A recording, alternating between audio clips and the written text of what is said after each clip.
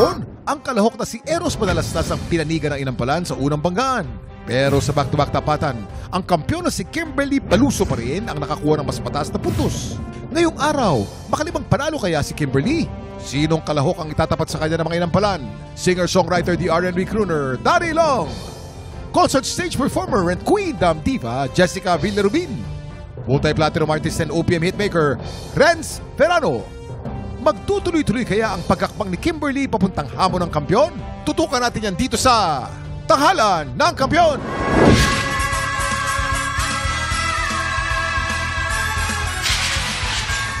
Yan! Salamat po! Sabay sa July ang pag-init ng mga labanan sa tanghalan at ngayong araw, dalawang bagong kalahok ang susubok humamon sa ating kampiyon. Saksihan ang kanilang laban dito sa Tanghalan ng Kampiyon! Kilalanin na natin ang magpapasiklaban sa tanghalan. Christine Suan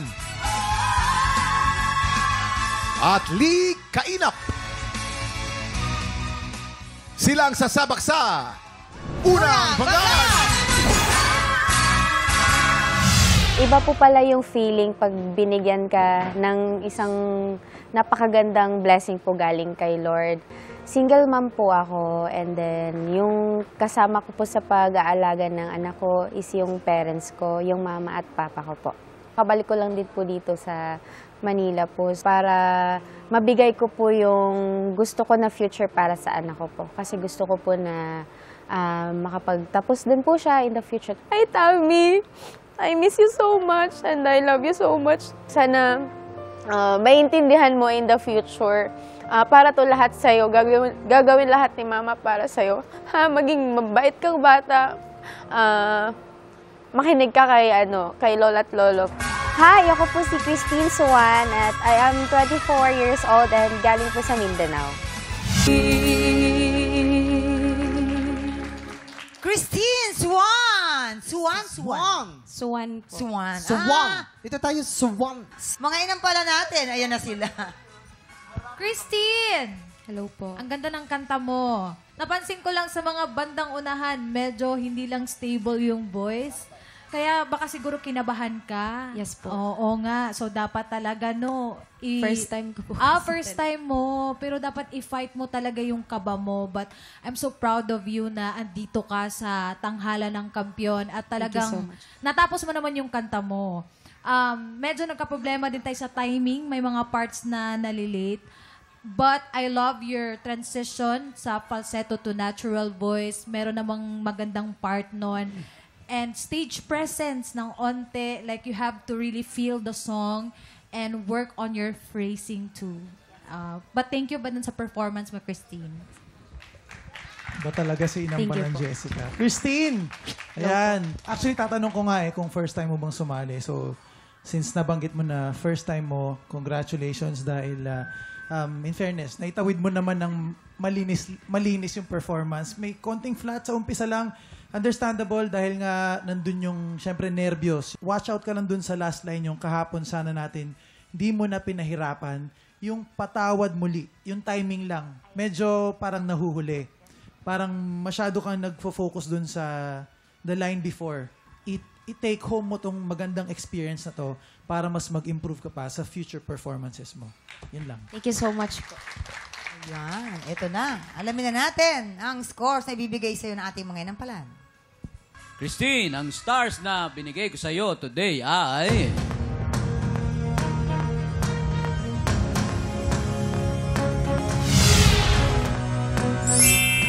Three stars! Christine, ito naman ang mga bituing ibibigay ko sa'yo.